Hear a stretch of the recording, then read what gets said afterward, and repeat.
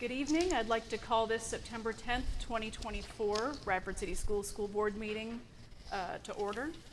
And before we have our moment of silence, I would like to recognize that Henry McNeil Mack Harvey Jr., who was once a vice chair here at Bradford City School Board and a pillar of Bradford's community, just passed away a few days ago. So if we can all hold him and his family in our thoughts and prayers. Thank you so much. Can you please join me in a moment of silence?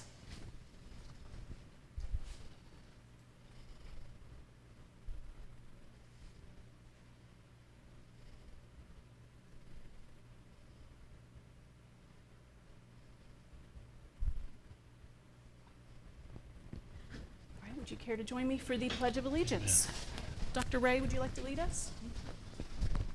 Pledge allegiance to the flag of the United States of America and to the republic for which it stands, one nation, under God, indivisible, with liberty and justice for all. Thank you so much. Everyone have a chance to look at the agenda? Do I have a motion to approve the agenda, please? So moved. Do I have a second? Second. Any discussion? All in favor say aye. Aye. Motion passes. Thank you so much. Dr. Joyce. Thank you very much. We have crammed as much things into this section of the agenda, I think, as possible. So sit back and enjoy. We're going to begin with Mr. Wilder with Bell Heath Elementary School, and I think over the weekend they had one of their biggest, and Ms. Z, sorry, one of their biggest and most fun activities. So I'll turn it over to Mr. Wilder. Thank you. All right, I'll go ahead. And we also have a sixth grader that may or may not be here. If she's not here, we have some of the top things that she was going to share. She may still be getting color powder out of her hair. But we're here to chat just a little bit about our biggest event that we do all year, which is our color run. It's the third year that we've had the color run at Bell Heath, and the whole idea is just that we just build our school community with something that's fun, something that's free, and we get outside and have a good time. So each year that we've done it, it's kind of doubled in size. And each year we've had to make some adjustments to make it feasible for the next year. We had a massive turnout this year. We had 242 students attend. Officially, that's on the sign-up sheet. I think we might have had a few more that might not have made it to the sign-in table. Additionally, we had over 700 people participating in the actual run/walk, because if you've ever been to a color run, once you get going, it quickly turns into a walk because they get to the color station and just want to, you know. And then additionally, we had a lot of volunteers and just people watching. So it was an awesome event. Miss Z is going to talk a little bit about some of the community members that helped us make this possible. As you can imagine, when you have an event with close to 1,000 people there, if you don't have a good team, you know, it's not possible. So she's going to share a little bit about that. Yes, we had a lot of community support, and like Mr. Wilder said, the biggest thing is just coming out and supporting and being there. So we appreciate everybody that showed up on Saturday. Without these donations, we wouldn't have had a color run. We need color powder, which, as you know, if you've ever been to a color run, you run by and get that flung all over you. We also had slime this year, and we had sunglasses donated for the first 100 kids that came and registered. So that was all donated through our Amazon list, supported by our community. We had a lot of our staff show up. They came early, set up, they manned some color stations, they cleaned up a lot of color stuff at the end of the day. We appreciate them. We also had something new this year. We had a face painting station. We are doing electives with our sixth graders and our art elective. Sixth graders came and did face paintings as people gathered and registered. We had the Rafford Athletics. We had close to 30 athletes join us. We had the women's lacrosse team, the women's basketball, and the men's basketball team come, and they really found joy, I think, as much as the kids, in splashing the color and the slime on everyone, and the kids really enjoyed interacting. RU has been super supportive in everything we've done. We've given them a call, and they've shown up. So there were a lot of people there helping there. We also, a new addition this year, had a DJ. DJ Hood volunteered his time and came out, and that was very helpful in making announcements and also just keeping us moving with some fun music. So we appreciate everybody that gave, donated, and helped out with the color run on Saturday. Since Kylie's not here, our sixth grader, She did work on some comments that I have here. So if you don't mind, I'll go ahead and read her comments. So we asked her, we said, did you enjoy the color run? Yes. What were your top 3 things? So this is what she had for you tonight. After attending last year, I enjoyed the fact that the course was bigger this year with more color powder stations, making it much longer, more active, and definitely the most colorful out of any year Belle Heath has hosted the color run. She also said, our color run is not competitive like most runs hosted. It's a good thing to do on the weekend that includes people of all ages, even some dogs were there. The run costs no money, giving the opportunity for every family to have fun and be active whether you have money or not. She also said this year the event included new things such as a DJ, the slime, and the face painting station, which was assisted by my fellow 6th graders who are participating in Mrs. Saunders' art class this semester. And she concluded with, after this year, I definitely have high hopes that the color run will be even better next year. So thank you, Kylie, for your words too. Thank you guys very much. Thank Any you. questions? It's awesome. Thank you Thank very you all. Thank We loved all your promotional videos too. Thank you for all the work you put into that to make it even more exciting. At this point, could I have Mr. Barron come up from the high school and give us a report on the high school, please? Thank you. Good evening, everyone. My name is Colin, and I'm here once again on Radford High School's behalf.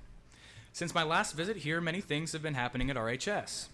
Student life has been bustling with productive energy lately. Students have enjoyed working hard in their classes, working hard in their extracurriculars, and enjoying opportunities outside of school hours to build the school community. The Honor Society has recently elected its officers. Now, this is really interesting because the vote was actually split, meaning that we will have now 2 co-presidents of the Honor Society. And those students are Evie Grimm and Elizabeth Woolery. I wanted to congratulate them today because it's a really big deal. Our football team has been doing very well this year, winning last week against Giles County in double overtime with a 1-point difference. It was awesome. They will be returning this week, this Friday actually, and playing Virginia High at our home stadium. Golf has a match on Wednesday, and they face multiple schools in our area. Girls volleyball goes against Patrick County High School this week as well. And on Saturday, our cross-country team has a meet against Hidden Valley High School. The Scholastic Bowl team has recently started back up, and they aim to make states and nationals this year. We really want to make Radford proud, and I'm on the team, so you'll be getting a lot of updates about that. The Bobcat Theater Company has cast the school competition one-act play, Icarus, and the fall play, Little Women. The Bobcat choirs have officially started to prepare for their winter concert and for their auditions for the all-district and all-state choirs, which that's a really big deal, too. Many opportunities have been coming up for our seniors at RHS, opportunities regarding college. We are having a class meeting tomorrow. Actually, there's a meeting right now for parents and seniors, but we will be getting that information at school. Very convenient. There's also going to be a field trip to a college fair at NRCC on Friday, and we will have college application week coming up soon to help seniors apply for schools they would like to attend after the adventure at Radford High concludes. Overall, life at the high school is buzzing with productivity and excitement. Thank you for allowing me to speak once again today, and go Bobcats. Thank you. Thank Good you. job. So I will add to his comments that Thursday night's activities at the high school include 8th grade junior varsity and varsity volleyball in a location that they may need directions on how to get to the gym because it's been that long since we've played there. But we're going to play in a gym with brand new HVAC and a brand new floor. So we're really looking forward to the activities on Thursday night. And I don't know if PE will be able to get in there beforehand, but we finally have our gym back. So we're excited about that. Next up, Can I pause you Sure. for just a second? I think our 6th grader may have just walked in. Is that, am I right on that?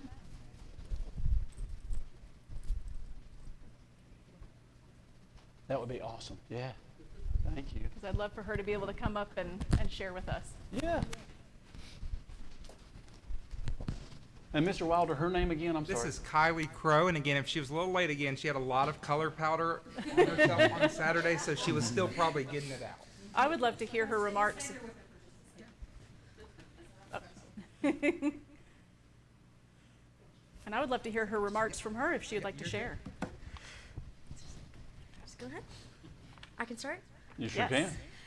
After attending last year, I noticed and enjoyed the fact that the course was bigger and had more color powder stations, making it more colorful and definitely messier with the new addition of slime stations. Our color run isn't competitive like most runs hosted by schools. It is a fun and enjoyable event that includes people of all ages and all abilities. The color run costs no money, giving the opportunity for every family to have a fun and active weekend, regardless of what financial situation you come from. This year, the event included new things such as the DJ, the slime stations, which I previously mentioned, and lastly, the face painting station, which was assisted by my fellow sixth graders who participated in Miss Saunders' art class. After this year, it is safe to say I have high hopes that next year is going to be definitely way better. That's awesome. Thank you. So I'm not sure any of us adults could come right in off the street, right through the crowd, right to the podium and speak. So good work. Great job. All right, Mr. Simpson, could I have you come up and make a really special presentation for the board and our guests here this afternoon? Absolutely. So I have comments from Delegate Ballard. I'll read these if you wouldn't mind reading the resolutions themselves. Do you have a copy of that, or will you need to? Okay. So Delegate Ballard wanted to be here tonight, but as you can imagine, he has a pretty tight schedule. He even entertained being late, but that wasn't going to work out either. So he sent his remarks to us, and if you'll just indulge Mr. Simpson and I for just a minute, it's a pretty big deal. So I'm speaking as if I'm Delegate Ballard. No, he says, good evening. I'd like to thank members of the school board, Radford High School Principal Adam Simpson, and the superintendent for allowing me to present these commending resolutions this evening. It's always my pleasure to recognize the accomplishments of the 42nd House District's exceptional students and staff, and today I'm pleased to present two resolutions that do just that. First, I'd like to present HG 90 commending Rick Cormany. Coach Cormany is truly a legend in the high school basketball coaching arena, having achieved the second most wins by a boys high school basketball coach in Virginia High School League history. Over the course of his 40-year career as head coach, Coach Cormany compiled a 773 and 249 record. 609 of his wins came as head coach of the Radford Bobcats. In addition, Coach Cormany led the Radford Bobcats to 5 state championships in 2011, 13, 16, 17, and in 19 when the team went 30-0. He was elected to the Radford High School Hall of Fame in 2021, and most importantly, positively impacted the lives of thousands of students during his coaching tenure. Please join me in a round of applause for Coach Rick Cormany. So I'll turn it over to Mr. Simpson, and he'll read the actual, the joint resolution 90. All right. House Joint Resolution number 90, commending Rick Cormany, agreed to by the House of Delegates January 29, 2024, and agreed to by the Senate February 1st, 2024.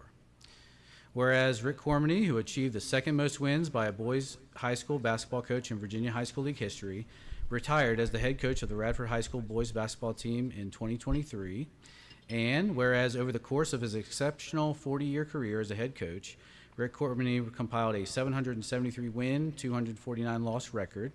Beginning at Rocky Gap High School in Bland County in 1983, he subsequently coached at Grayson County High School from 1989 to 1993, when he became the head coach of the boys basketball team at Radford High School.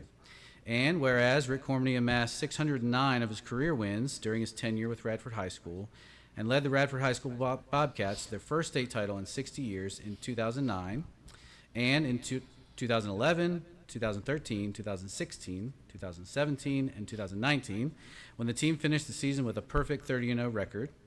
And whereas under Rick Cormany's leadership, the Radford Bobcats also won 12 regional championships, 16 district tournament championships, and 22 district regular season titles. And whereas, in recognition of his legacy of contributions to the school and to countless student athletes over the years, Rick Cormany was inducted into the Radford High School Hall of Fame in 2021. Now, therefore, be it resolved by the House of Delegates, the Senate concurring, that the General Assembly hereby commend Rick Cormany on the occasion of his well-earned retirement as a high school basketball head coach, and be it resolved further that the clerk of the House of Delegates prepare a copy of this resolution for presentation to Rick Cormany as an expression of the General Assembly's admiration for his outstanding accomplishments as a head coach and trusted mentor to generations of students. Nice. Excellent. Thank you. Thank you. So next, I'd like to present House Resolution 30, commending the 2023 Radford High School football team. The 2023 Bobcats football team made the region proud by winning the VHSL Class II state championship, and it did so while compiling a perfect 15-0 record. The team showed great fortitude throughout the season, to include the state championship game in which the Bobcats recovered from an early turnover to eventually secure victory. Quarterback Landon Clark threw for 260 yards and 4 touchdowns in the state championship and added 99 more rushing yards to go along with another touchdown. What a performance. It takes a ton of hard work to put together a winning football season, to include the coaches and student athletes, and I'm proud that this team has represented our region so well. Please join me in congratulating Coach Michael Christ and the exceptional student athletes of the 2023 Radford Bobcats football team. That's the end of that one. So, I'm sorry I left you hanging, but he does wrap it up with a paragraph, but I'll let you go next. All right, this is House Resolution number 30, commending the Radford High School football team, agreed to by the House of Delegates January 29th, 2024. Whereas the Radford High School football team won the Virginia High School League Class II state championship on December 9th, 2023 at Salem Stadium, and whereas the Radford High School Bobcats defeated the Riverheads High School Gladiators of Stanton by a score of 39-21 to bring home the program's first state championship title in more than a half century, and whereas after starting the game by giving up a fumble and a touchdown, the Radford Bobcats regained their composure, mounting a 25-14 lead by the end of the first half and scoring twice more in the second half to secure the win. And whereas the Radford Bobcats' victory was a total team effort led by a standout performance from quarterback Landon Clark, who threw for 260 yards and 4 touchdowns, while also rushing for 99 yards and a touchdown. And whereas the Radford Bobcats saw impressive and consistent play on both sides of the ball all season, as the team marched confidently to a perfect 15-0 record. And whereas the success of the Radford Bobcats is the result of the hard work and dedication of the student athletes, the leadership and guidance of their coaches and teachers, and the unwavering support of their families and the entire Radford High School community.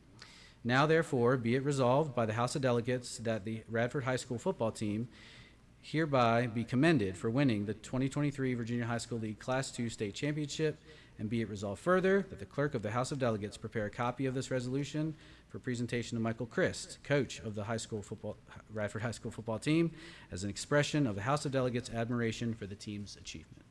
Nice. Excellent. Thank you.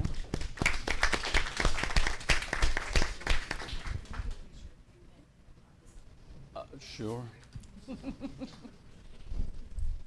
So this was read actually on the We're good. on the House floor, and these will, I'll make sure these end up at the high school. Mr. Simpson can display those prominently. Delegate Ballard wraps things up with this paragraph: on behalf of the Virginia House of Delegates and the General Assembly, I'm proud to commend Coach Cormany and the 2023 Radford High School football team. Thank you to the school board, teachers, coaches, and school administration that work so hard to support our students. Keep up the great work. So that was really special. Thank you very much. Thank you. Okay, next up, we're going to go from sports to academics. If Dr. McDaniel wouldn't mind presenting our SOL and accreditation results at this time. So it's kind of awesome that we're celebrating the great community we have, the awesome sports we have, but we also have really good and teachers who have presented a lot of great scores in the last year, and students who've worked really hard too. So we're really proud of them, and Dr. Joyce and I went, and Mr. Hill went to all the schools and took them some cookies or donuts or something, and we wish we had taken pictures to show you, because we really celebrated them and just commended them on the great job that they did. So a few highlights. Radford jumped 9 spots in the overall ranking of all school divisions in Virginia for student achievement on SOL tests. So very few schools can jump that far in 1 year. So that's something we're really proud of. And a few of those really big successes were in some of our subgroups. So those are specific numbers of students that qualify under these areas. Students with disabilities, these were all from Dalton, but we had great jumps in every school, but these are just a few highlights just to show you.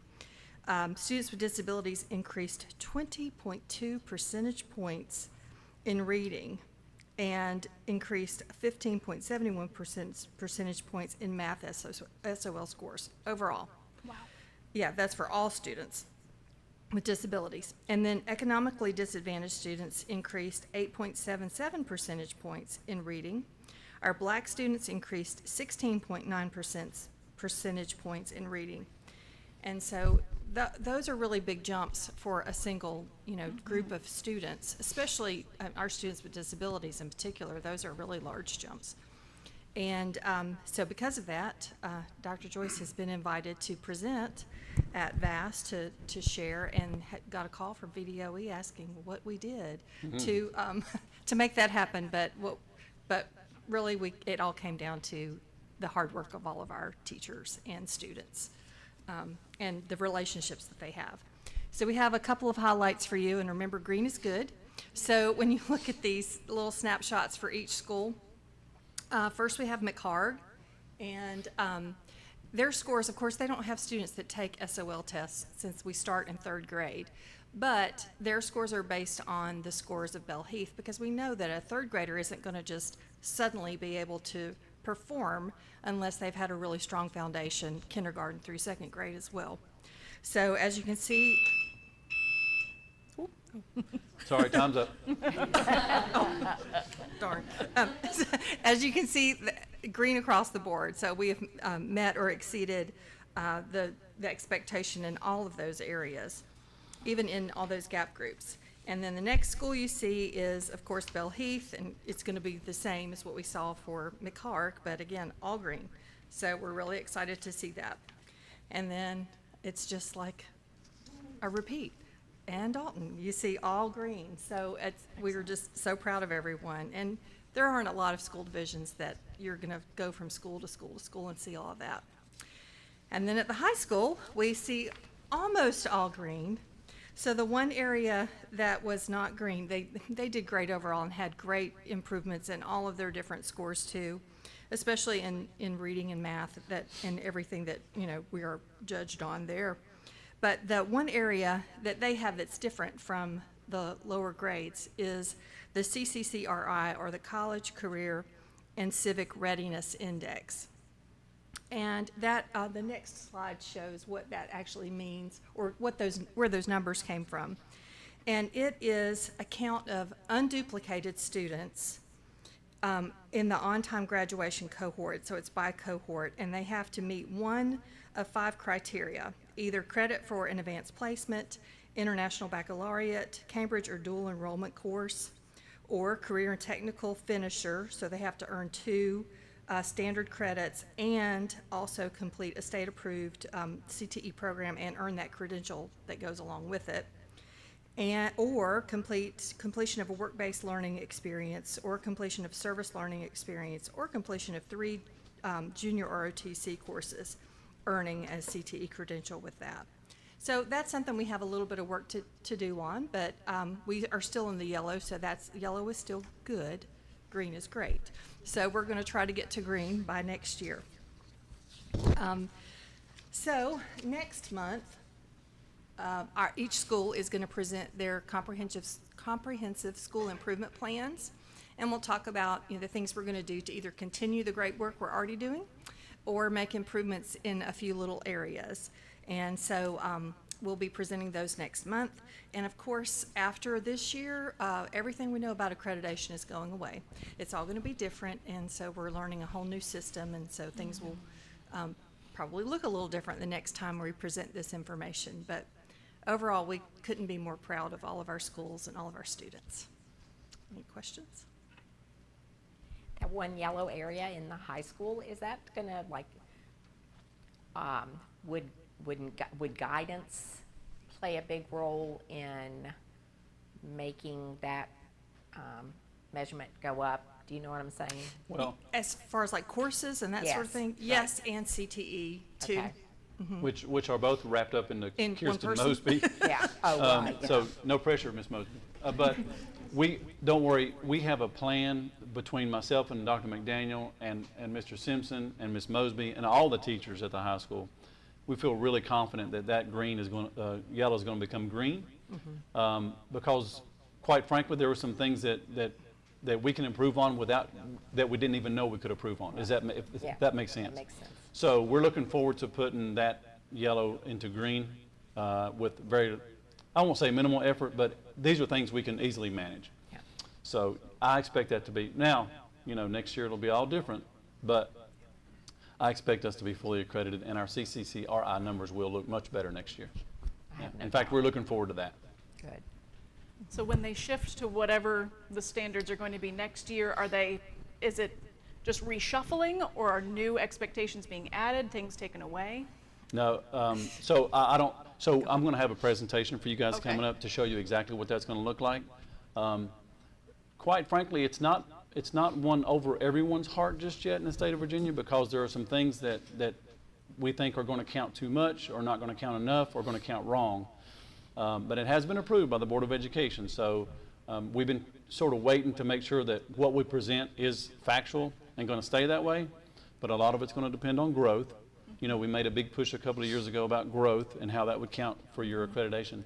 Next year and the years to follow, a lot more of it will count for growth, and also readiness. There'll be a readiness factor at each grade level. So it'll change, but it will be something that this division will easily manage. So, and I look forward to showing that to you guys and answering what questions you might have in the next meeting or two. And there's different criteria for elementary, middle, and high school too, and all of those different percentages in those different areas that he mentioned as well. Okay. So it's a little more complex. Yeah, but we'll get used to it. Okay. They just move the finish line every time we get close. Move the finish line. Thank you. Thank you. And that concludes our school and student showcase. Okay. Lots going on, sorry. So much going on. And I think we also have the National Honor Society is having their hours are going to be due soon, I believe. So if you are a student who is looking to apply for the National Honor Society, or have been in and need to get your hours, volunteer time is now. So, find some opportunities in town to volunteer. I'm sure there's lots going on, with political races coming up and with other sort of community supports. There's ways to get out there and get your volunteer hours so that you can apply for National Honor Society. All right, moving on to our consent items. Everyone got a chance to take a look at the minutes from last month? Yes. Okay, and our superintendent's authority to appoint personnel between meetings. We had bills and petty cash reports for August, and our field trip requests and student activities, and we had use of school facilities. We've got a field trip added in our You packet. have a couple. Oh, a couple? Yeah, So there's some here that were added. right. We love field trips. Right. Wolf Creek Indian Village, and let's see, going to Virginia Tech for, what is this one for? Oh, some STEM stuff. Bell Heath headed to another for Virginia Tech, and going to Market Square in Roanoke. And one more on the back. So, has everyone gotten a chance to take a look at all these? Do I have a motion to approve the consent items? So moved. Motion, do I have a second? Second. Any discussion? All in favor say aye. Aye. Motion passes. Thank you so much. All right, and do we have anyone to speak with us tonight? Okay. Reports, requests, and/or comments by students, school personnel, and/or the public. The school board will now hear public comments on matters relevant to pre-K through 12 public education in Radford City and the business of the school board and the school division from Radford citizens who signed up prior to this meeting. The purpose of the public comment section of the meeting is for the board to offer an orderly forum to receive public comments. We invite all who speak to do so with respect and kindness. Please leave your comments to 3 minutes or less. And it looks like we have John Bartos. You're welcome. Good evening. My name is John Bartos. I live at 810 13th Street. My family has been part of the Radford City Public Schools community for now 13 years, with 3 children currently enrolled. Over these years, my wife and I have been strong advocates for our children's education, from pre-K to governor's school, from special education to varsity sports. Many of the teachers and administrators here tonight, including the former teacher now on this board, know how actively we engage to ensure our children receive the best possible education from the school. Until now, we've never had to take this formal route in front of this board to advocate for our children. I'm here simply for a simple request to the school that has gone unanswered. Our oldest is attending governor's school this year, and she received a Dell computer. The problem is that her Dell computer cannot be connected to the Radford High School internet. She initially has shrugged it off, saying, "We all just use our hotspot from our cell phone," which is admirable, but the problem is the new governor's cell phone ban. We reached out to the school informally to resolve this issue like we've done 1,000 other times. We were promptly told no without any explanation. On August 22nd, we emailed Mr. Howard asking what requirements like software or VPN were needed to get the laptop connected. He responded, citing various reasons, but after some research, we saw the same SIPA rules apply to both the governor's school and the Radford High School computer. We followed up again and received a very brief response claiming Radford devices should suffice for both schools. This is actually not accurate. We pointed that out and requested a copy of the school's acceptable internet use policy, which isn't available on the website for Radford City Public School as required by state code. Since receiving no response after a week, we filed a FOIA request on September 3rd. As of tonight, we have received no response, which means we are now past the 5 working day deadline mandated by the Virginia Freedom of Information Act. The lack of response by Radford City Public Schools constitutes a violation, a constructive denial of our request. At this point, we are left with 3 options: petition the local circuit court, request mediation through the Commonwealth's FOIA Advisory Council, or seek legal advice from the Attorney General's office. I am forwarding our email correspondence that we had with Radford City Public Schools tonight to this board before we utilize one of these options. We now ask this board this question: can we please get the information we need to connect this laptop to the Radford High School internet, or must we hire an attorney at the school's expense under the FOIA law to get the information we got through the courts?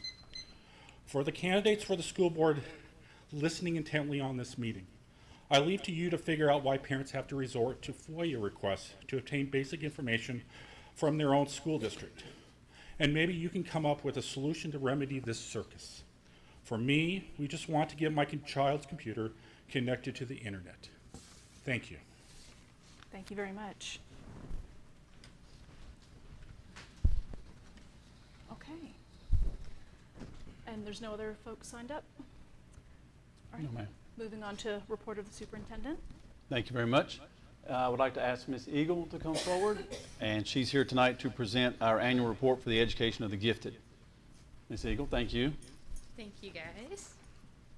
Okay, do you guys have a copy in front of you of the annual report? Or was in your packet? It was on the website. Okay. Okay, great. So my purpose here today is just to kind of highlight some things that happened throughout the school year of last year, and then I would love to share some updates for what I have planned for this year. So I will be brief. I know time is of the essence. This year, we are actually in need of a new community member and a student representative. We had a community member that was serving for us. Their students no longer are enrolled in the district, and they chose not to be. And then our student was Mrs. Cox's daughter, and she's graduated. So that is actually an action item for our next meeting that I'll have with our our gifted advisory committee as we are kind of processing who that's going to be. I'm going to highlight, though, a couple things for you guys. This past year, we had 6 students enrolled in the Southwest Virginia Governor's School, and with Dr. Joyce on board, we actually were able to add a 4th spot going into this new school year. So our current enrollment is 7 students. We have 4 juniors attending and 3 seniors, which I think our plan is to continue the 4. So next school year, our hope is to have all 8 spots kind of filled with students that are there. We were able to invite a couple students to the summer residential program, and Colin Barron, who spoke earlier, was one of the students. As you can see, he's much more comfortable than I am in front of people, so I know he did a great job. We had 43 students take a total of 46 AP exams at the high school, and if you at some point you'll see that our pass rate is actually increasing. So the last 2 years, our pass rate for AP was at 59%. That it was a little bit under where we wanted to be. This past school year, the reports in July indicated that we were at a 63% pass rate. For those of you that are not familiar, that is scoring a 3, 4, or 5 on an AP exam. That will earn students credits towards college courses. The global pass rate, so factoring everybody nationally and internationally, is 69%. So we are not too far off from where those numbers are to be.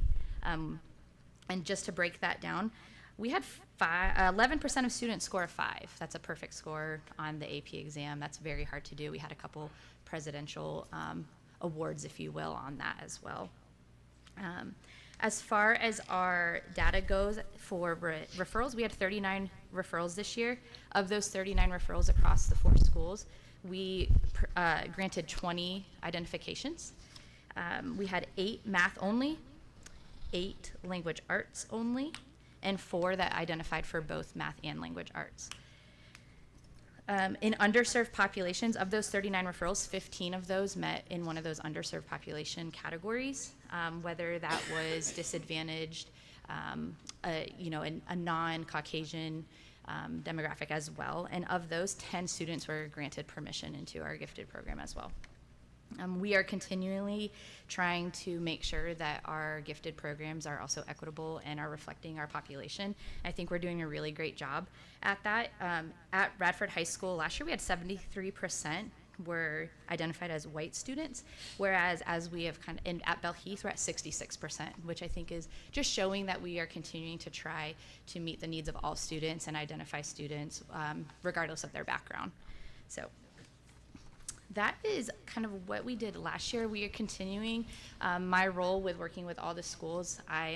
My job is to be as present as possible, whether that is office hours at the middle and high school, meeting with students to go over AP courses, asking questions, fielding questions on what kind of classes should they take, supporting counselors as well in those question areas, and being available at Bell Heath. I spend a lot of my time offering enrichment groups for those 3rd through 6th graders who are identified, and pulling them out of their classrooms to kind of serve them and meet their needs, whether that is through social emotional learning that affects gifted students. We know that gifted students often struggle with perfectionism and a lot of high anxiety that can come from that. And the amount of kids who will come to me crying because they got a 94 on a test is pretty high. So really trying to help them work through the bigger picture and their worth as a human being, not just in that number. So that's kind of how I try to support the students. And then this year, my goal is to continue enrichment programs from kindergarten all the way up. At Bell Heath, with the support of our administration, we are starting a Lego League team. So we had a couple students. It's our first kind of program. If you're familiar with Lego, it's a robotics program that will work through these next couple months and then compete at a competition regionally in November. We have been supported through the Higher Ed Center in Abingdon to help fund that as well. So that's great. And then the other cool thing that I'm starting is a partnership with Virginia Tech with their automated unmanned vehicle systems. And we have been in combinations. Dr. Little and I have talked with them about how can we bring a program with some of these kids and build that for this area. And we are partnering with them to hopefully start a drone competition. And that will be with 5th and 6th grade students that will kind of help guide Virginia Tech, guide myself into having a competition come May that then hopefully we can expand and continue that partnership with Virginia Tech. So I just wanted to highlight those 2 cool things, because if you guys know of anybody that would love to partner with us that is in the field of robotics or technology that can offer their expertise, please feel free to reach out to me, because I'm going to be looking for experts in that field that can really help coach our teams as well. So I think that's all I had. Great. Questions for Ms. Eagle? Oh, and also Kylie is one of my students too. She's awesome.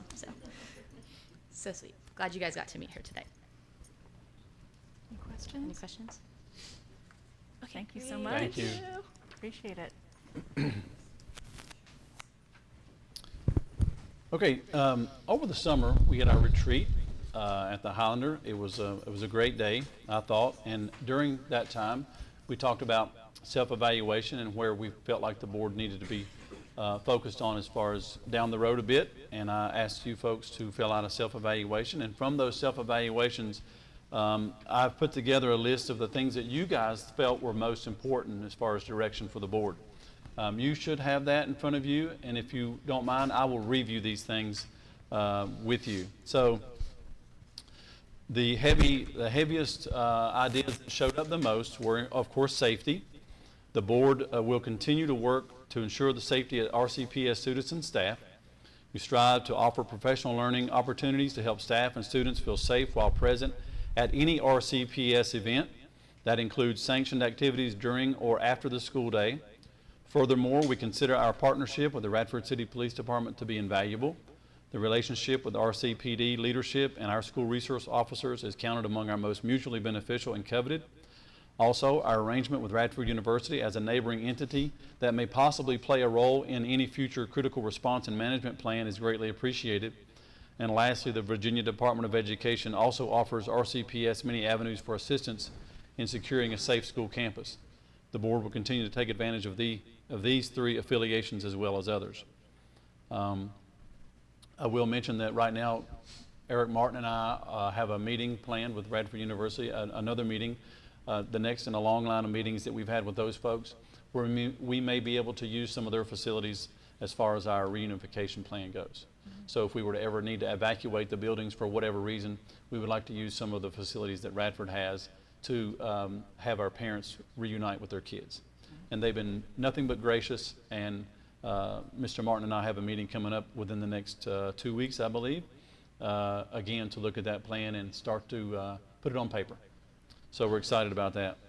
Another goal that the board felt was important was to participate in more school board professional development, as in having mentors available for new board members and open discussions about more effective board performance.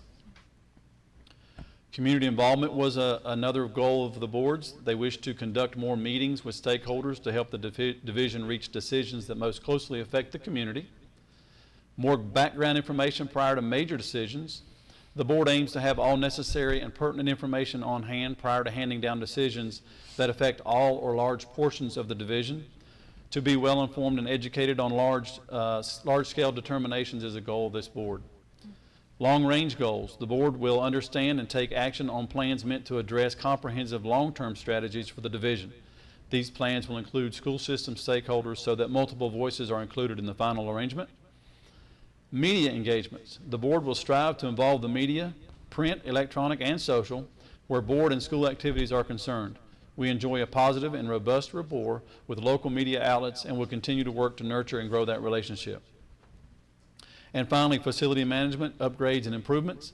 The board would like to update the division's comprehensive needs assessment document. Staying up to date on equipment and facilities serves to help the board make better informed decisions about facility and resource upgrades aimed at being better stewards of taxpayer dollars.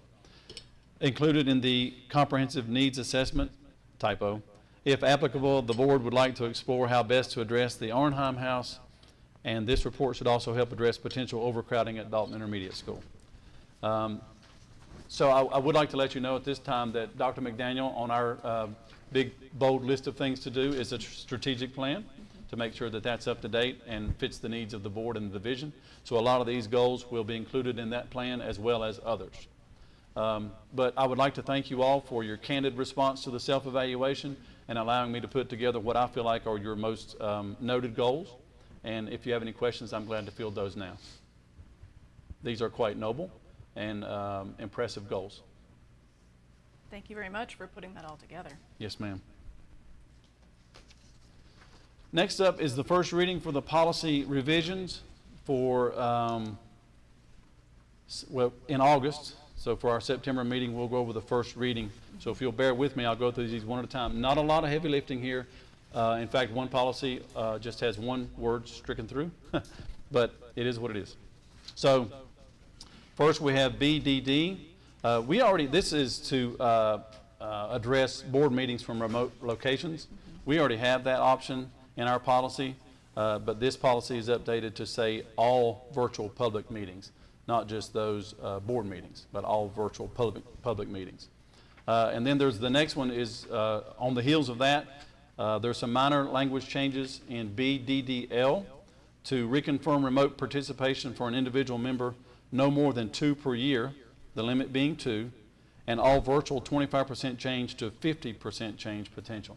So again, this is addressing a sign of the times, which is we don't necessarily have to be here in person for each meeting, and it gives us some more guidance on how we can handle virtual meetings. So that's handy for folks who can't be here, as we know. Next is GC, defined, is stricken through and changed. So that's all for that one. That's an easy lift.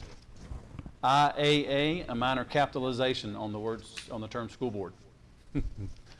Stay with, if I'm going too fast. It's okay. Okay.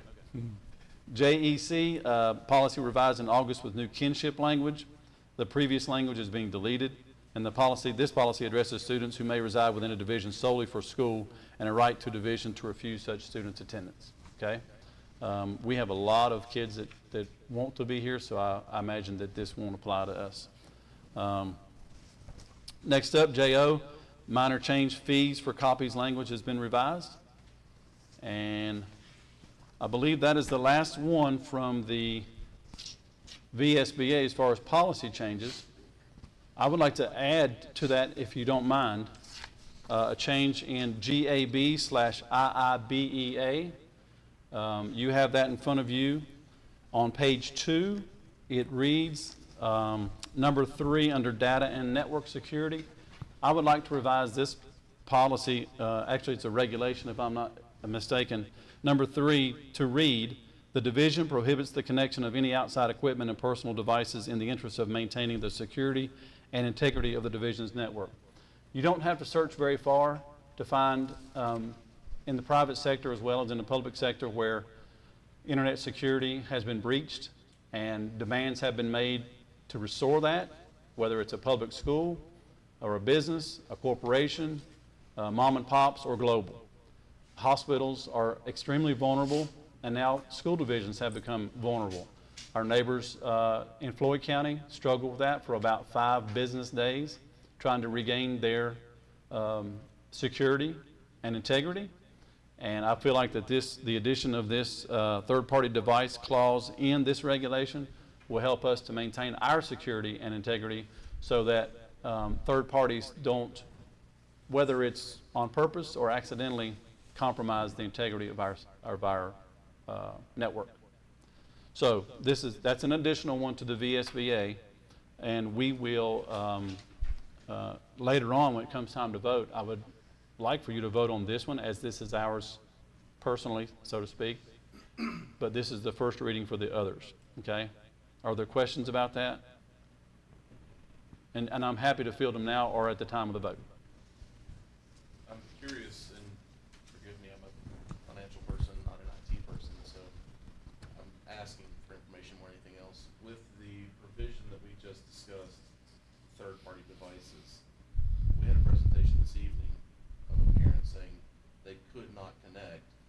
We've had sitting board members who have said we've had to use outside devices in order to connect. Surely there's something we can do to make a provision around that, you know, understanding that it's a calculated risk. You know, the issue I have with it is, again, maybe I'm misunderstanding the technology and how it applies, and I'd love to be corrected if I am. Well, the good news is we have Mr. Howard here who can help us with that, but go ahead. But my question is this, frankly, when we have people in our area for one reason or another who have to use an additional device in order to connect to our network to maintain the status quo of their education and the experience of their family, shame on us for saying you cannot connect this device and being so direct about that. I think there needs to be some provision in there, however we can word that, to say, in a case-by-case basis, this may be approved. Right. You know, so maybe that is the case, and maybe that is the answer to the issue we had this evening, is to say, you know, do we need to supply then a hotspot or something of that nature to these families who are having issues? Okay, fine, you can't connect this outside, but here, this is ours. It is now assigned to you, just like your Chromebook, therefore your problem is now solved. And when they burn through that one, not to be rude, but frankly, just hand them another one. You know, return that one back to us, and here's your next next one, if that's what we have to do. But I think just simply, I guess in short, I'm never a fan of trying to litigate people into positive behavior. Right. It doesn't work. People behave positively because they are positive and good people. Right. You can't make rules to make bad people good people. You just limit what bad people do. So I think that's the approach that I'm looking at, is how can we, can we reword this, or do we need to make some addendum to that to say, in these circumstances, a one-off case, we need to have an exception here, because the circumstances have come up. Frankly, I am appalled whenever we have a person saying, we've tried to reach out to our school several times and just got basically told, nope, sorry. In this day and age, how does that happen? I mean, I'm not, making about that one situation. I'm saying this policy is going to say you can't do it. So this, go ahead. I was going to ask Mr. Howard if he wanted to speak to that, or if you want to speak to that. Sure. Can you come? The reason we do that is Can you come to the microphone so folks can hear you? Thank you. the reason we are saying no is because we don't know what's on that person's computer. Okay? If we give them access to our network and it connects to us, we don't know if it has a worm, if it has a virus, it has anything that could be attaching to just anybody's computer on this network. You know, we can't police somebody else's equipment. It's actually not our responsibility to make sure that their stuff is. But it is our responsibility to make sure they have access to educational materials. Yeah. With due respect, it is our responsibility. And we give them that educational materials. We give them a Chromebook that does work, that does everything it needs to do for Radford City Schools. Okay, so can I ask a question, sort Yes. of piggybacking on this? So the governor's school is underneath Radford City Public Schools, and I know that their laptops are That's not what I've property. been told. I was told the governor's school is a separate entity. But It's not- but it's my understanding that the governor's school kids can do their work on our devices, correct? Or if it's their device, it might be a bit slower, or are they all working on our devices? The governor's school issued laptops to their students. We issued Chromebooks to our students to do our homework. I'm not, Can governor's school kids do their work on our device? they can do it all except, I was in conversation with Ms. Phillips. She says it can, no problem. What they are required to do can be fulfilled with our Chromebooks. Was that your question? That was Because that's where we started. Yeah. There was an issue brought to us about, and some kids were more open in saying, well, it was ours is a lot faster than yours, and I don't know. But one of the issues was we can't do our work on your device, so I asked Mr. Howard to reach out to Ms. Phillips, and she assured us that you could. right. And quite frankly, you would be the best to speak to that. So is your student able to work on our device? As far as I'm aware, he's had no problem being able to do the work he needs to do on the Radford City Schools Chromebooks. He has never. My son, for the folks who don't know, my son is a senior who goes to the governor's school. He has had no issue, and we haven't, as far as I'm aware, had any other student who had an issue with being able to complete their governor's school work on our Chromebooks. So I guess, in that, again, I don't want to get into a situation of paralysis where we're bogged down in one detail. Yeah. It's important that it deserves an answer. Mm-hmm. But my point is, for this particular point of view, I do remember during, heaven help me, I hate going back to this time of anything, but in previous times when we had to issue hotspots, we had to issue those things. So what I'm understanding then from your point of view is, as long as the school district issues the equipment, such as a hotspot or whatever, whether it's Chromebook, et cetera, then this does not apply. That's correct. Okay. As long as that student is using our equipment, because we go through great strides to make sure the computer is safe. It has antivirus. It's being filtered for, internet content and things like that. I certainly understand. We're susceptible to Oh, international threats on a regular, ongoing, and increasing basis at work. So I get it. It just, I've never ran into a circumstance where someone's coming to me saying, I can't use this. I know when my oldest daughter was in school, she didn't use her issued Chromebook because honestly, it was sporadic, problematic, and just glitchy. So she had her own Chromebook and was able to connect that way and didn't have an issue with that one. Yeah. So I mean, that's, again, from my own point of view in our own household, we had issues with the technology issue. I mean, and we have told our students, we get, countless numbers of Chromebooks. If they have a problem, they contact us. Contact the teacher, contact the librarian. I mean, I have a great coworker. She is Johnny on the spot getting things, corrected. And, The very last thing we want to do is be unfriendly to our governor's school kids or anyone else who uses their device in our division. But at the same time, we have to balance that with being proactive and very cautious. Like I said, it's a calculated risk. I just want to make sure that we're not, Yeah.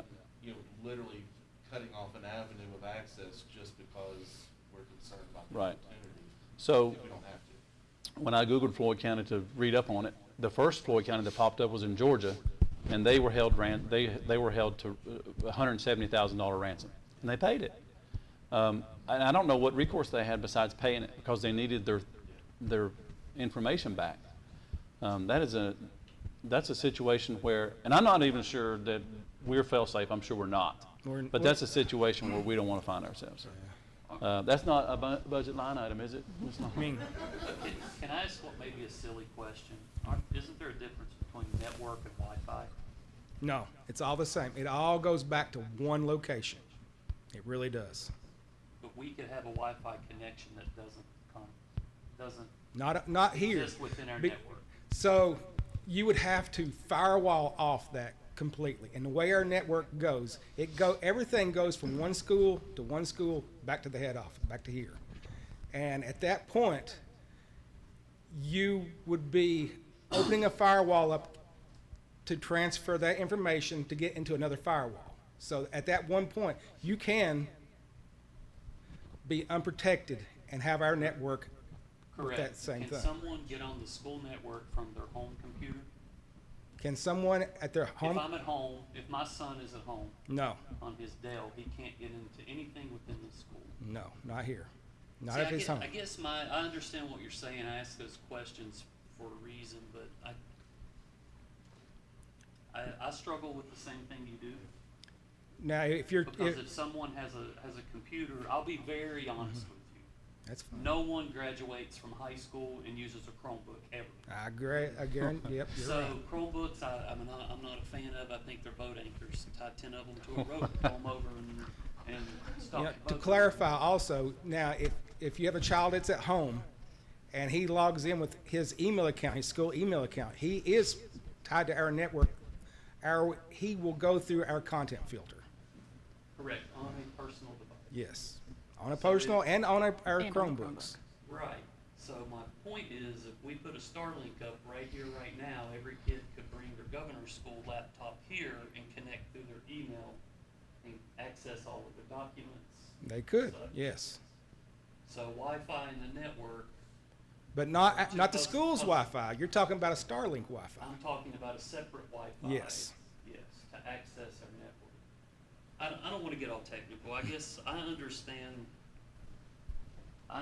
the parent's complaint, because the complaint was my child can't get on the internet with their governor's school laptop. That's totally different to me than get on our school network. Right, and so would that be, and forgive me if I'm picking on you, would that be something that's necessary for that person to do in school?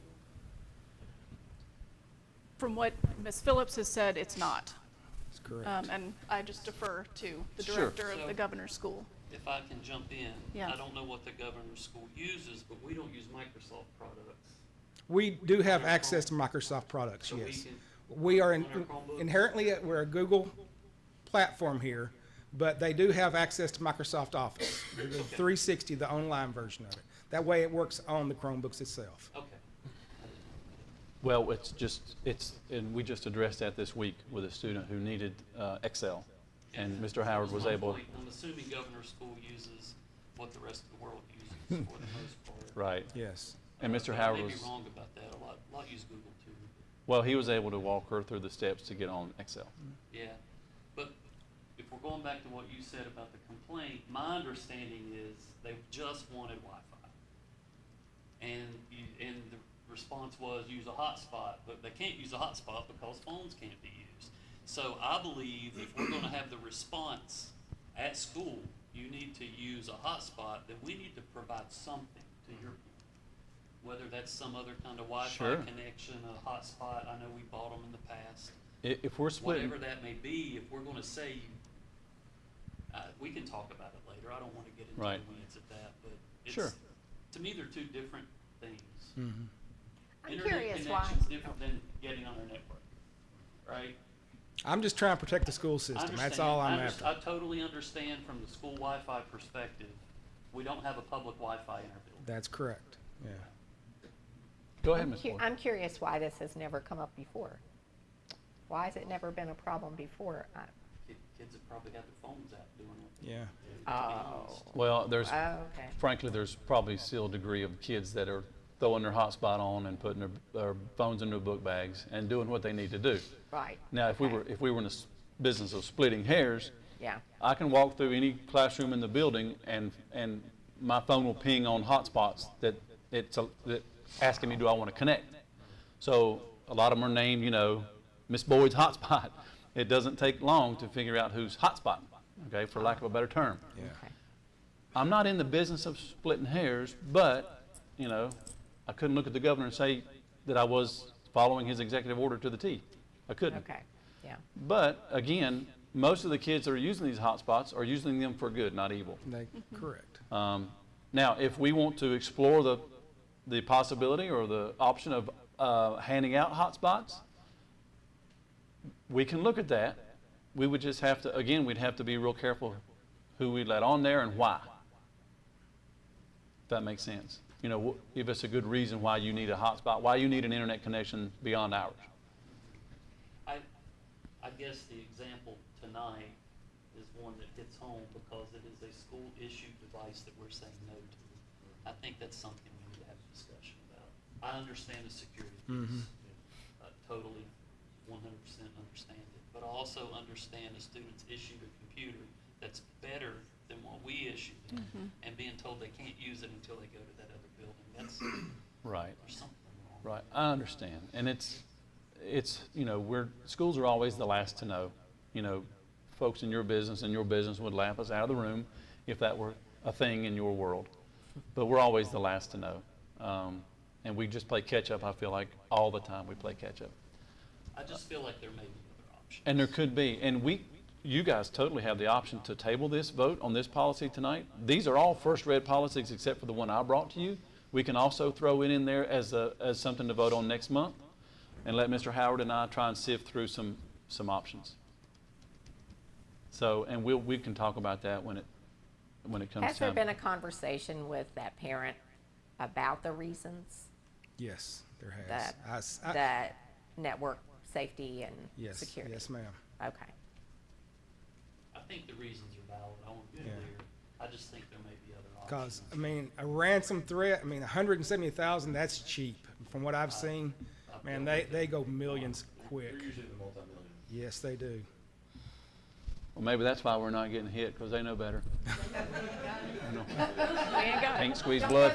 Can't squeeze blood from a turnip. The ransom's usually what they know you can pay. Yeah. So if anyone's watching, it's, I don't know, $50. Like 7 cents. Well, I appreciate the conversation, and I think that there, may be some sort of a way to figure out how to make this more accessible for our students, since we haven't had a governor school student request this before, and maybe there's a, reasoning that's different than the other students in the past. And so if there's a way that we can make this work, I think we need to see if we can make this work. Sure. I'll So- work with your team and see if we can come up with something that suits everyone. Sounds good. Okay. Thank you Thank you for very much. Thank you. stepping in. All right. Next up, we have the enrollment report, and I'll give Mr. Howard a few minutes to throw that up on the screen for us, get his bearings. What was I supposed to throw up? I'm sorry. Enrollment report. Yes. We're very happy with our enrollment. I think we're up a few kids, Ms. Long, correct? So we're happy about that. We're glad that folks are choosing to come to Radford City. And there'll be a link to that. That's okay. So you have that, okay, there we go. It's okay. Give you just a few minutes to digest that. So the virtual students you see in the second column, those are Radford City virtual kids. And then the very last row would be Radford City, the virtual school side. Any questions about enrollment at this point? Always a moving target, but we feel really good about those numbers.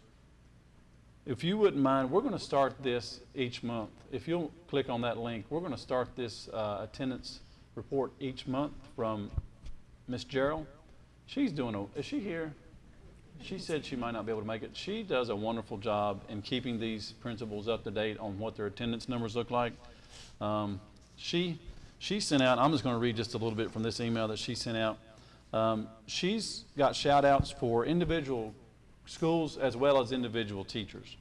And hopefully those teachers and principals are passing that along to their kids and how proud we are of them. Miss Bondurant and Miss Muncie had a tie this week at McCarg with 98.7%. Miss Stanley and Miss Schrader had a tie this week at Bell Heath at 99.1%. Dalton, 7th grade, was on top for the week with 97, and RHS, the seniors, were at the top of the list with 97.3. And then she sends out the top school of the week goes to Dalton Intermediate School with 96.7. Way to go, Mr. Freeman and team. So it's become a friendly competition. Friendly, right? It's friendly. And she has really good ideas about how to recognize schools for their monthly attendance. She's got a banner she's going to let each school display in their lobby if they are, in fact, the attendance leaders for that month, and a trophy that we can pass around. So don't get too comfortable with the banner or the trophy. Can it be a belt? Can it be like or a maybe WWE a belt? Right. On the shoulder? Right.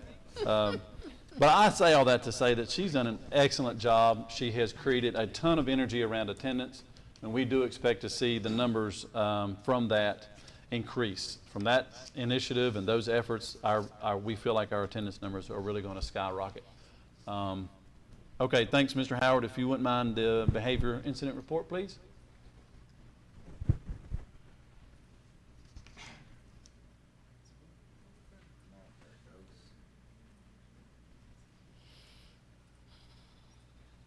So I obviously won't read those to you. Manageable, reasonable, I think. We are approaching 1 full month in school. It was still that graph. Was that graph created this time around? If not, I apologize. It'll be in the next one. I don't think so. Yeah, I think before we were just wanting to see trends. Yeah, more than you're right. Yeah, you're right. So maybe in the October meeting, we'll have August and September's to look at. And before we move too much further, thank you, Mr. Howard. I wanted to mention to you guys that there's a team working on a program called FEED. It stands for Family Education, Engagement, and Discovery. Again, that's Ms. Gerald and Mr. Burdock, their sort of brainchild. A little bit about the program. We're going to host family engagement nights at varying schools within the division this semester to focus on mental health topics. Dinner and childcare will be provided. Sharky's, I think, is offering the food at no charge, so we appreciate Sharky's.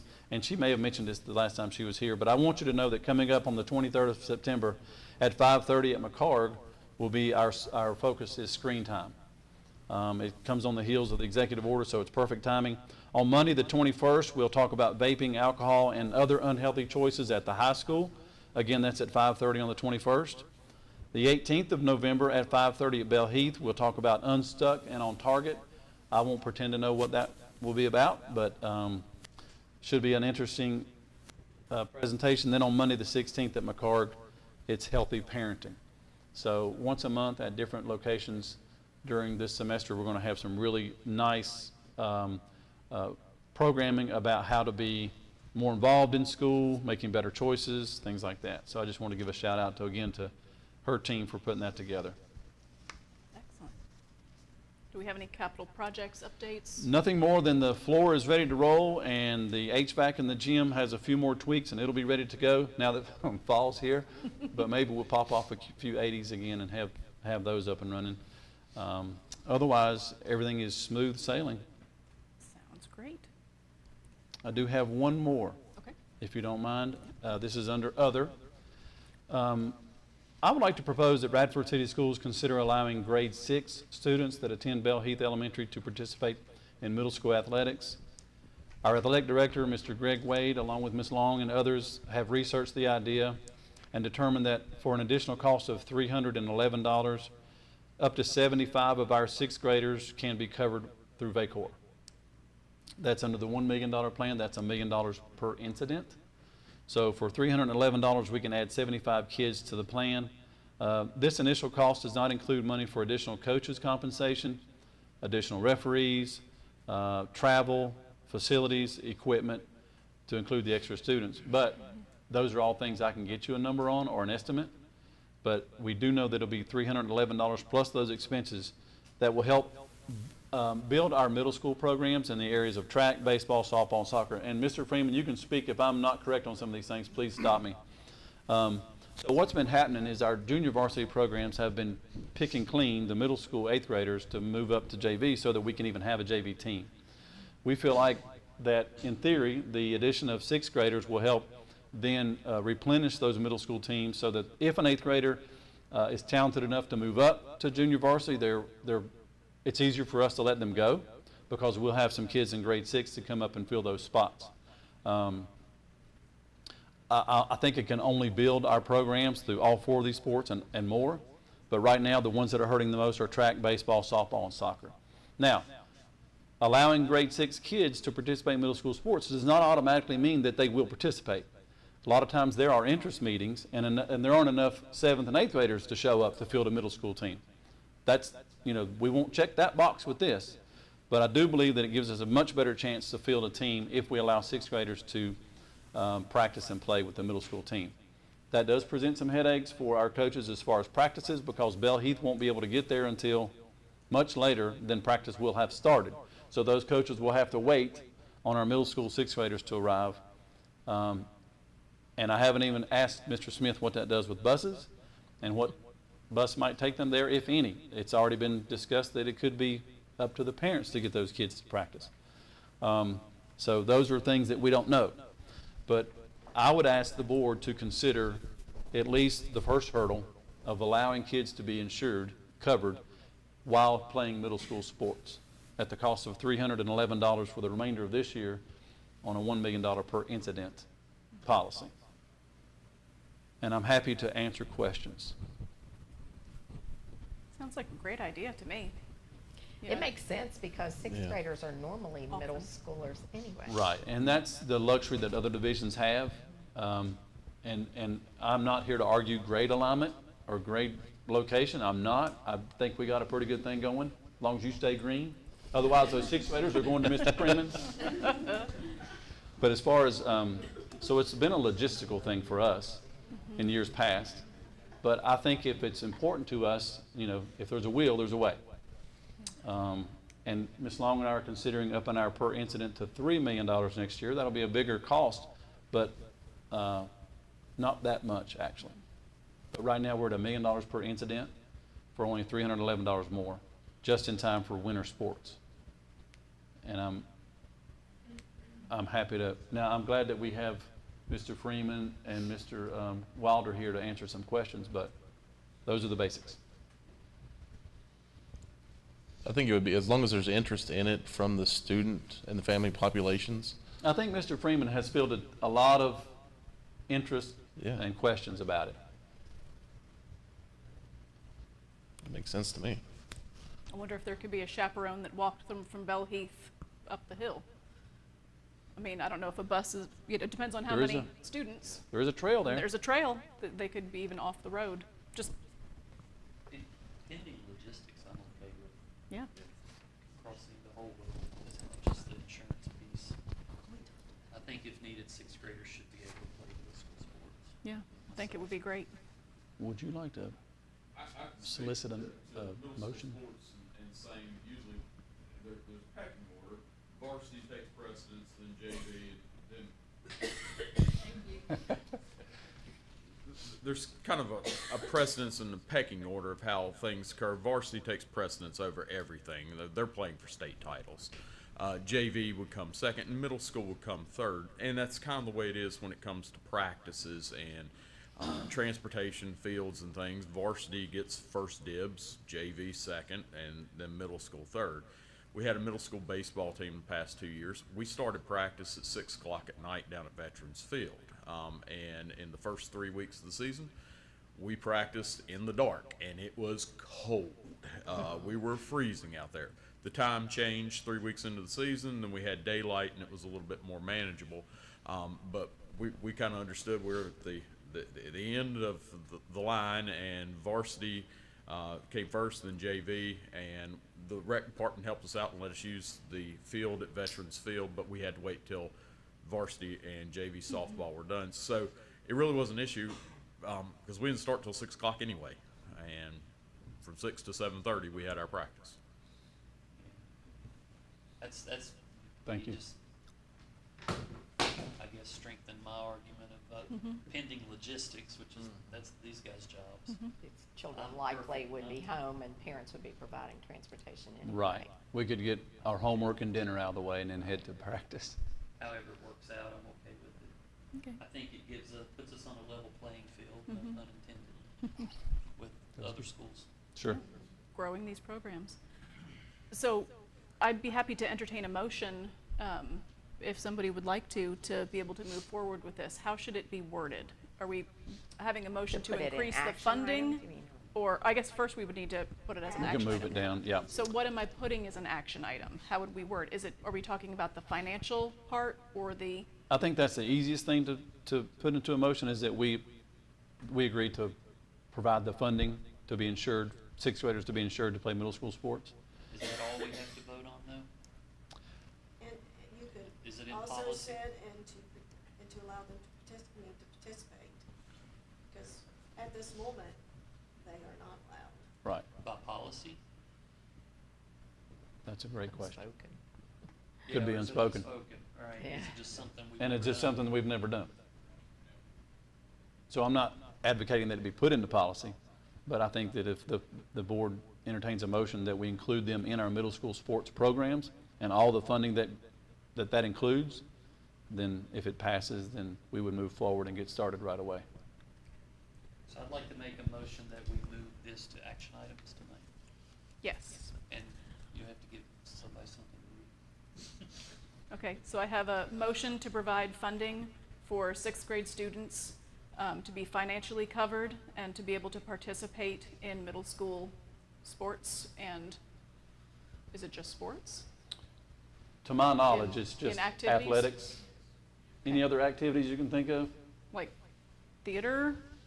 Because I know that they do I would theater. rather it be middle school activities. Middle school and that activities? covers Yeah. everything. Sure. Okay, so I have a motion to move, to create an action item to provide funding for sixth grader students to be financially covered to participate in middle school activities. So Jody has made that motion. Second. Okay, do I have any discussion? All in favor, say aye. Aye. All right, so it's moved to an action item. All right, That's all I have. thank you. Reports from board members. Do we have any new business to share? Actually, last night we had the New River Community College President's Board meeting. As usual, a lot going on up there. It's they're great partners, and I really appreciate being part of that. Things that are of note applicable to our business here as well. Currently for 23-24 school year, there's 409 students from Radford alone, and that represents 9.985% of the student population at New River Community College. I think that's certainly something we can be proud of.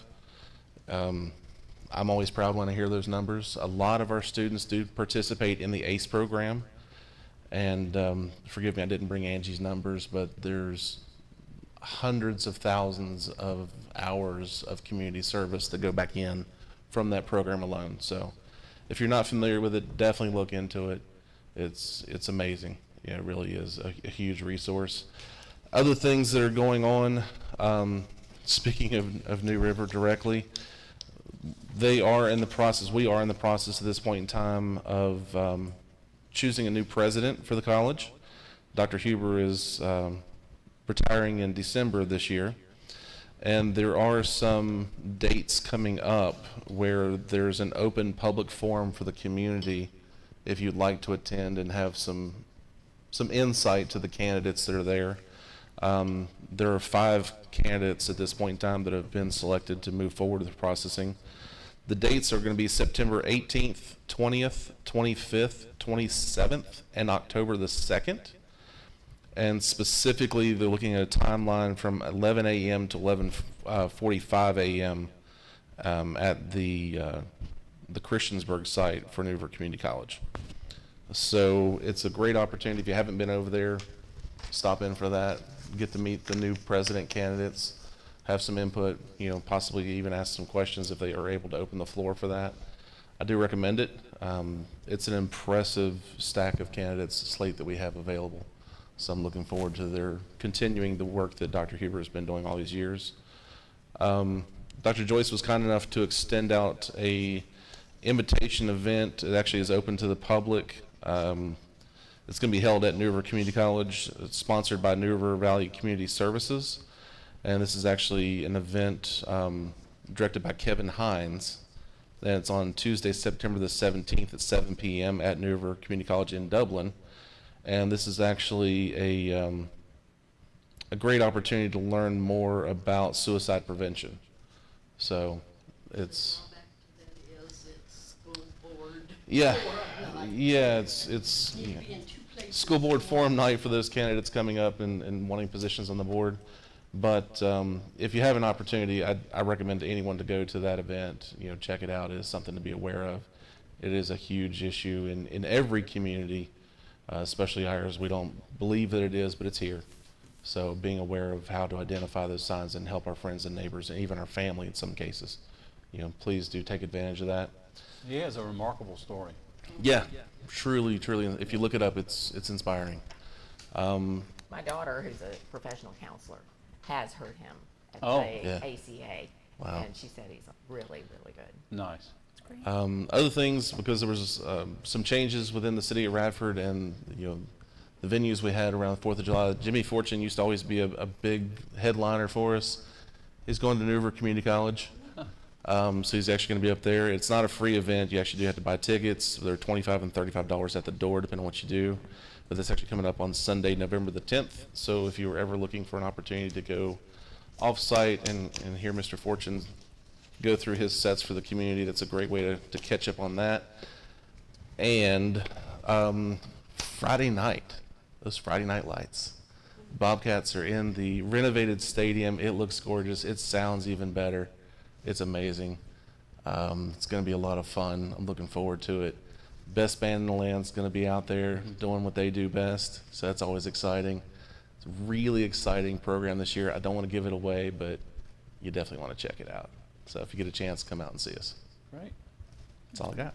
Piggybacking on football, I know that they're always looking for folks to volunteer. Speaking of National Honor Society kids who are looking for volunteer hours, they always need concession volunteers. So if you're in a club or an activity or you're just looking to get volunteer hours, please get in contact with those folks. They're on Facebook.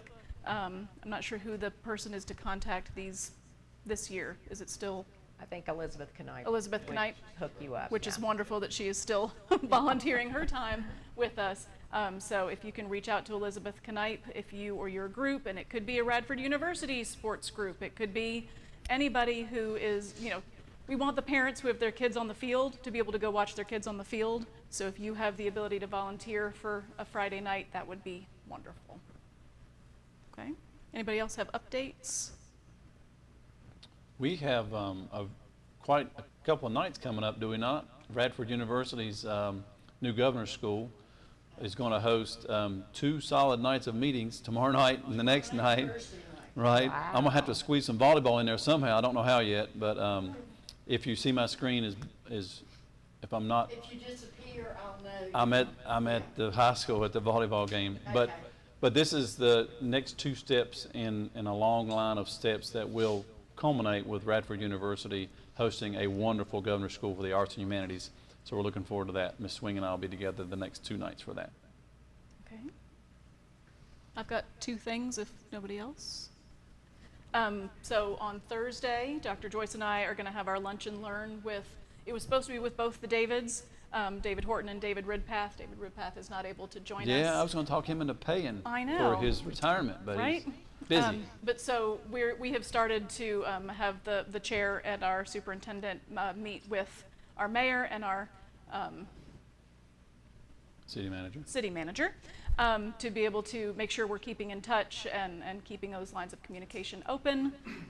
So we will be doing that this Thursday. And then September 24th, we are actually, because of Dr. Joyce's thoughts, to invite our candidates for school board to come and have a visit here at the school board office. So September 24th from 1:30 to 3, all of our candidates are welcome to come, and I think everybody's coming.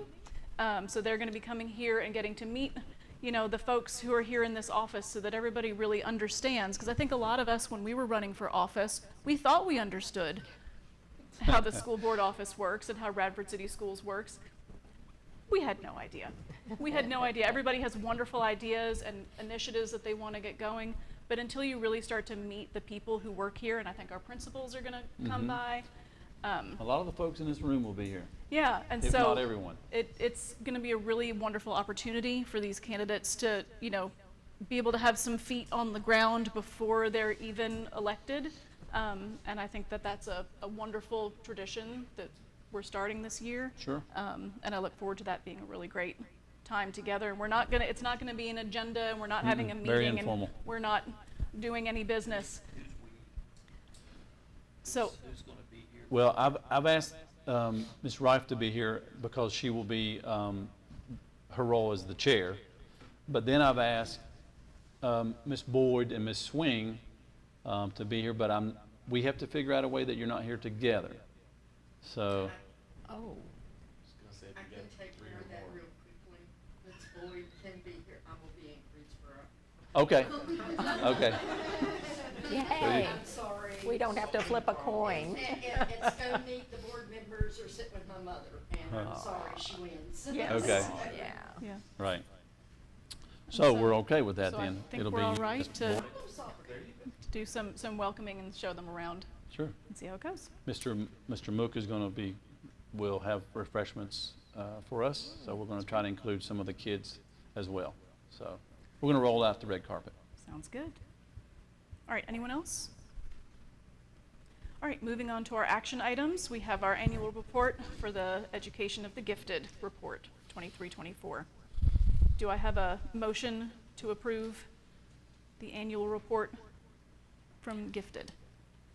I move we approve this annual report for the Education of the Gifted 23, this is 20, it should be 24, 25, right? Was this last year's? Oh, Is this last it's year's just the report, it's not a plan. Right. Okay, gotcha, okay. Yeah, that report. Okay, I have a motion. Do I have a second? Second. Any discussion? Why are we approving? Or second. Well, there is a plan that has to be approved. You know, that's in the DOE policy where a plan needs to be approved every 3 years, I think, could be 5. But if I'm just being frank with you, this was something that they have done in the past, that we've done here in the past at Radford, to report out how things have been going, and I did not want to. So it may not be something we vote on every time, but it was surely something we should know about. So that's why it's here. Okay. And so the reason I'm a little hesitant to answer that is because I had the very same discussion myself with some folks here, just to make sure that we weren't wasting anyone's time. But now that I see the report, I think it's very, very useful. Now, whether we need to vote on it or not, That was my question. Yeah. Wasn't it, actually? There's nothing. What if we If it say were no? a plan, it would be. if you say no, we didn't do any of those things then. All those numbers are magically erased. Yeah. Well, you already have a motion and a second. That was the discussion part. Right. You said So- any discussion, so I just. So note to self, next September, we'll revisit this and rethink it. Okay. Any further discussion? Okay, all in favor, say aye. Aye. Motion passes. All right, then we have our board goals and our self-evaluation. Do I have a motion to approve our 24-25 RCPS school board goals? So moved. Motion, do I have a second? Second. Any discussion? All in favor say aye. Aye. Motion passes, thanks so much. And then we've added on our providing funding for sixth grade students to be financially covered, to be able to participate in middle school activities. Do I have a motion? So moved. I have a s- Yep. Okay. Mhm. Financially covered says Ins- a lot, so that Right. we're approving the insurance. Right. piece. You're approving $311 to be put towards insurance Yes. coverage. Financially covered, I'm afraid if we say that in one broad Right. Yep. that it is a different meaning. In fact, that does not include the financial obligations that we will have made after this vote is, if and when this vote's passed, that we'll take on for coaches, equipment, things like that. But I've been assured by the folks that are closer to this issue than me that that's not a great deal of money. Okay, so can I edit the request for the motion? Okay. Do I have a motion to provide insurance coverage for sixth graders to participate in middle school activities? I think that gets it. Yeah? Okay. Do I have a motion for that thing? So moved. Do I have a second? Second. Any discussion? All in favor say aye. Aye. Aye. Thank you much for the clarification. No, you're absolutely. No, it's important. That was a good one. All right. Closed meeting. Because we were going to wait on the other till we can get some more Right. information. Madam Chair, I move that the board convene into closed session pursuant to section 2.2-3711A1 to discuss the appointment, resignation, and retirement of employees of the school board as well as admission of students. I have a motion. Do I have a second? Second. Any discussion? All in favor say aye. Aye. Thank you so much. We are in closed.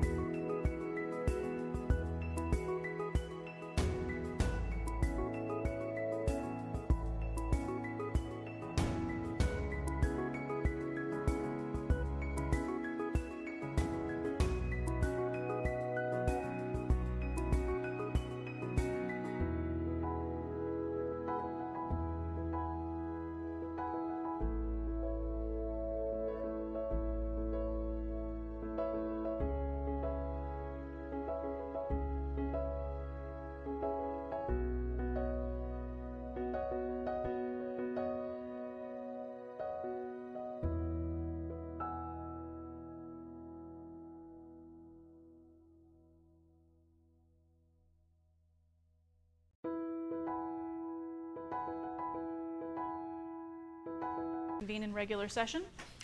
So moved. Have a second? Second. All in favor, say aye. Aye.